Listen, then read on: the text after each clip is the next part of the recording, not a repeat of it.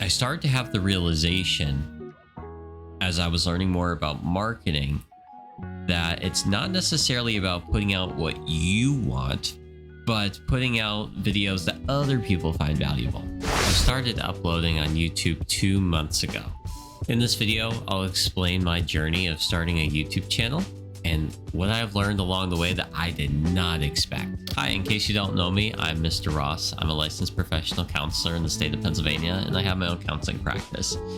While I love counseling, I've noticed that I felt more burnt out lately, and that I haven't had enough time, energy, or to be honest, even feeling like I didn't have an opportunity to do more creative work.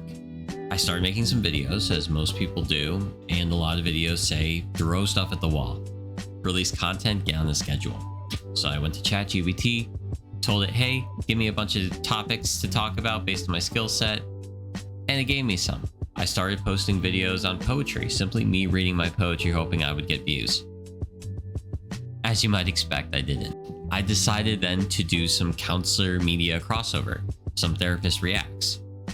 I put out a video on Good Will Hunting. I put out a video on Ellie from The Last of Us. I put out a video on The Life List, which is one of Netflix's top 10 movies. What I found was that none of those worked out either. I realized very quickly that titles and thumbnails mattered a lot. From there, I started learning more about Canva and was playing around with that.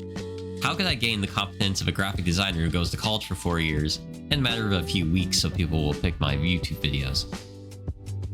Obviously, that hasn't been working out too great, but I have been improving, and now my thumbnails seem to look like something. And what I quickly realized too was even trying to emulate or copy different thumbnails that worked, mine didn't look like theirs. I was releasing more videos, and those videos too were not getting views. And by not getting views, I don't mean there were hundreds or thousands of views and it wasn't what I wanted. We're talking like fives of tens of views. Even when I switched the titles and thumbnails, it didn't get any better.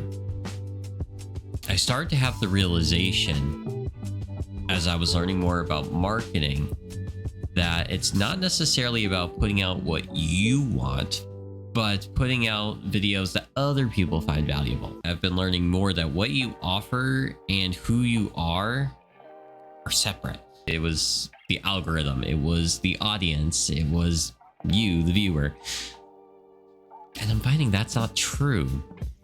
Successful business isn't about making something that you want and then trying to get people to buy it. It's about giving people something they already want and figuring out how to give it to them in the best package. You needed to do research.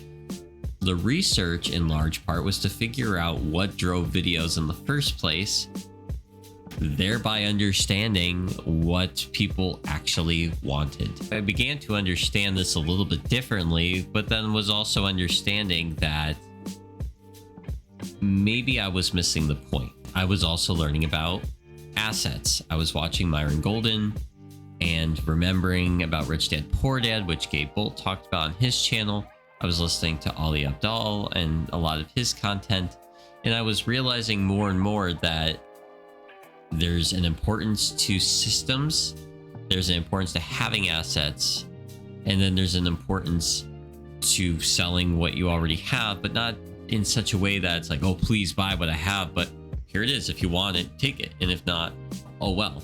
I started to figure out how these mindsets were coming together because it felt like this would lead to not only effective marketing, but effective business. I found myself then reading the book, or rather listening to the audiobook that Ali Abdaal suggested, and that was The E-Myth. Over the course of my birthday weekend, I was engrossed in this audiobook and had the thought that this audiobook may change my life. It was talking about exactly the experience that I've been going through, that with my counseling business, in essence, I am the business. And while therapy is very much that sort of business, what if it was on a larger scale? And what if people didn't have to depend on me to get the same kind of philosophy as a therapist or the same kind of client care, but they could get it from somebody who I help train? Better yet, what if I didn't have to manage the people I hired as I so often thought? It seemed that therapy practice managers often were so tied to their business that if they left even for a day, the whole thing would fall apart. Or if it didn't, people would be questioning why they weren't there. I already have a great business in place, but I am the business. And actually, I need to find a way to start to back out. And maybe by hiring people and sharing some of the wealth instead of trying to take more on myself, I can gain more of the financial freedom and the work professional kind of freedom that I'm looking for. Now, how does YouTube come in? Well, for me, I feel like I can still create content and figure out what do people want and use that as a vehicle, and also use my business as a vehicle in order to find that. What do people want? Well, people tell me about their problems so often that I kind of know what people want. And I also have an idea of how to deliver what they want because I have what other industries would call recurring customers. I have clients who come back. Granted, I'm looking at individuals and tailoring therapy to them. How do I do that on a massive scale? Well, I haven't quite figured that part out yet. But I am starting to see too the value that when people talk about systematizing their YouTube channels, I now get it.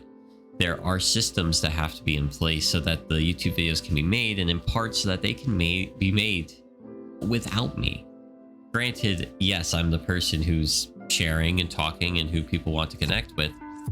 But if I wasn't the one to do the editing or the thumbnails or the titles, could they still be made? And the answer is conceivably yes. Even though I started with simply, let's create a YouTube channel and gain some freedom. Let's monetize, make some money, and then I could spend less time doing my counseling job. Now I'm pivoting to, how can I run my counseling business instead of being the counseling business?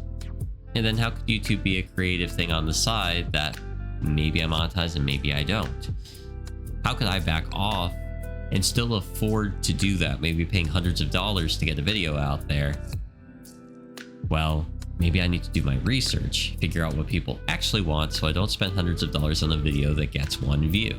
All this to say, I need some help. And not asking for help and trying to do it by myself is in part what led me to this point. I need to try a different way. If you're interested in following more of my journey starting up on YouTube and delving more into business, follow along at Mr. Ross Creations, where I intend to create something. I intend to create something special, and it might be bigger than a few videos. Thanks for watching, and I hope you have a wonderful day.